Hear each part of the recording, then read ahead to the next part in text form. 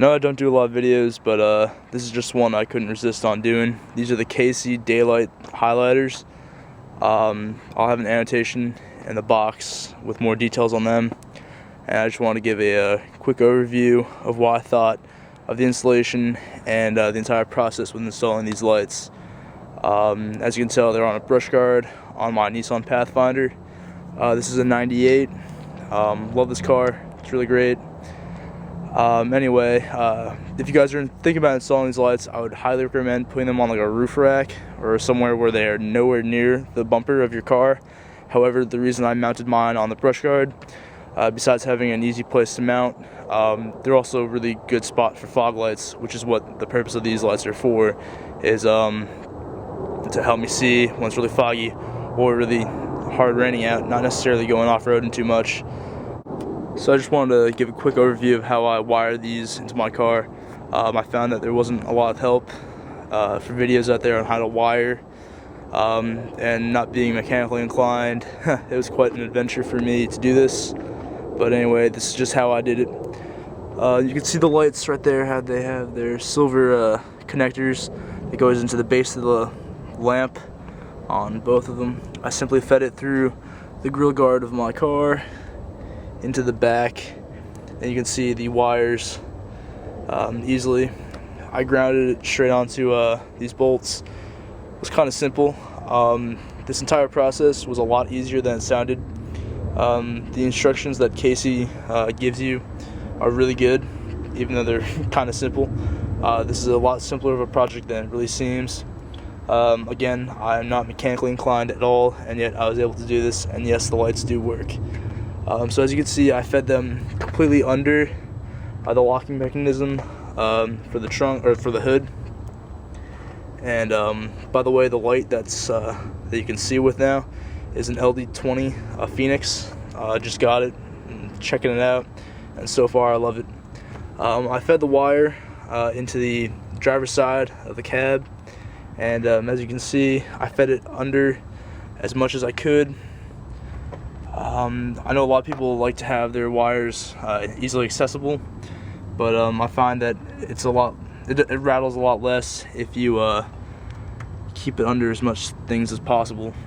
So wired it straight in and back into the door. That's the wire from the light is what I just showed you. Now this wire across here, it goes all the way back there and to the battery. With that blue part right there, you can see that. I'll zoom in a second. With this blue part is the I believe it's the 20 volt resistor, and then it connects into the battery right there.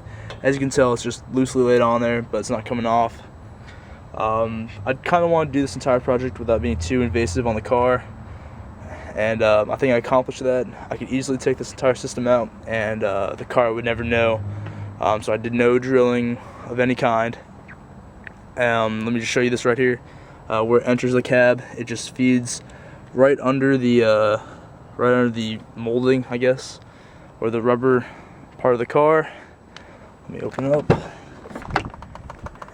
It comes right in through there, under the molding, through that little door hatch. And if you notice it, when you open and close the door right there, it will not pinch on the wires. Believe me, I checked this out for quite some time, slamming the door and whatnot.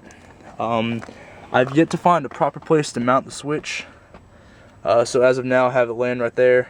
I'm thinking about connecting it into that hole you see right below the security flashing light. I'll probably end up doing that. The KC light that comes with it works out pretty well. I enjoy it. I found that the wiring was just the right amount. If I had like 4 inches less, I probably would not have been able to do this project. But that's because of my grounding. You need a ground from the switch in order for the lights to work, and I had some trouble with that. And you can see right here, I have my ground.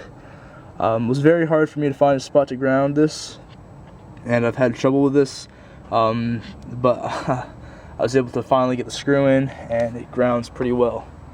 So yeah, that's how I wired it. Obviously, if you're going to wire it to your roof, you're going to have to probably go a different route. Gonna probably have to drill and tap in certain places.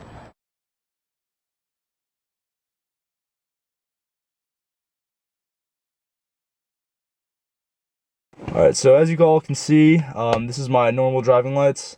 I know this is a bad example because I am in a lit parking lot, but you probably will be able to get the gist of it. Normal driving lights, brights, and then the KC lights. I'm going to turn off my normal lights now, and if you can see the brights, quick flash there. The KC lights are very focused. I have them aimed kind of downward. As you can see, the brights go almost everywhere. Again, my KC lights are for fog or heavy rain driving, and that's the way I wire them up, or that's the way I have them sitting on my car now. If you want them for really off-roading, you probably want to put them on the roof of your car, as the front of your car would hit a lot of shit and brush and whatnot. That's why I would not put them on the brush guard. And if you do, definitely get the rock guards. Definitely don't be afraid to try this. It's a great thing if you need them. Obviously, if you don't need them, then there's no point in getting them, except it does look kind of cool on a car. They look really nice on a brush guard, but again, if you're going to do a lot of off-roading, they do protrude from the front of the guard, so if you do hit stuff, it's going to hit your lights. But these rock guards are pretty strong and sturdy, and the lights themselves are strong. One thing I recommend if you're going to buy these lights is have a socket set. The only thing I used to install these lights was a multi-tool, and then I went out and bought a socket set to cinch them down. Just a Leatherman Charge TTI multi-tool, but you could definitely get away with a lot less.